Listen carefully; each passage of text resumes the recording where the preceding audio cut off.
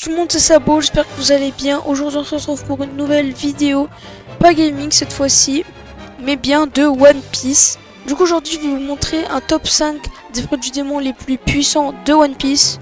Bien sûr c'est selon moi, n'hésitez pas à me donner votre avis en commentaire. Et sans plus attendre, c'est parti.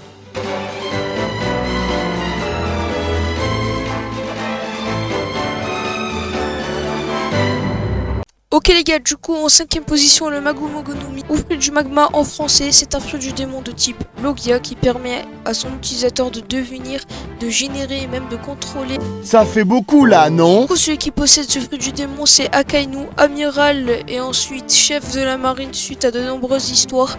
Et il peut se transformer en homme magma. Du coup on a remarqué qu'à la guerre au sommet c'était vraiment un fruit du démon très cheaté et qu'il aurait été beaucoup utile pour la marine.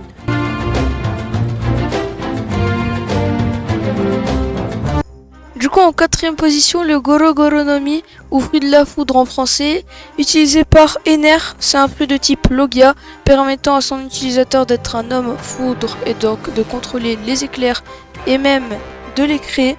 Donc c'est plutôt chaud ça. Il contrôle un élément naturel très puissant pour infliger des millions de volts à son adversaire. Donc Ener sur l'île Céleste dans l'arc Skypiea face à Luffy. Mais ça n'avait servi à rien parce que l'électricité ne fait rien sur les chaos. Du coup, Luffy avait un grand avantage. Rip Ener.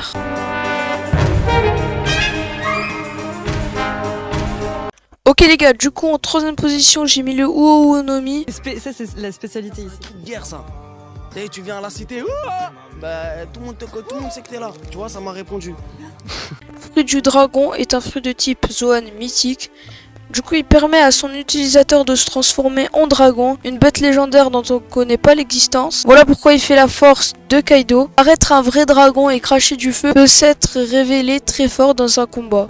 Ok les gars, du coup, juste avant de commencer le top 2 des fruits du démon les plus puissants de One Piece, je vais juste vous demander ce que vous en pensez des vidéos autres que du gaming. N'hésitez pas à me le dire en commentaire.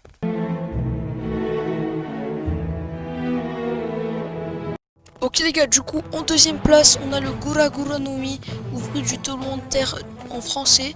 C'est un fruit du démon de type Paramecia qui permet de transformer son utilisateur en homme tremblement de terre. Garp, et qui est le grand-père de Luffy, a expliqué que le pouvoir de Barbe Blanche quand il avait avant de mourir, c'est-à-dire à la guerre au sommet, lui permettait de manipuler les vagues sismiques et de générer des tremblements de terre en fissurant l'air ambiante. Du coup on l'a vu à Marineford, manipuler les vagues sismiques et fissurer l'air. Donc c'est-à-dire que toi tu respires l'air, lui il la casse. Du coup maintenant ce n'est plus Barbe Blanche qui possède ce fruit du démon, c'est bien Marshall D. Teach. On ne sait pas comment il a fait, mais en tout cas il a mangé 2 fruits du démon. Alors que dans One Piece c'est impossible, si t'en manges 2 tu meurs.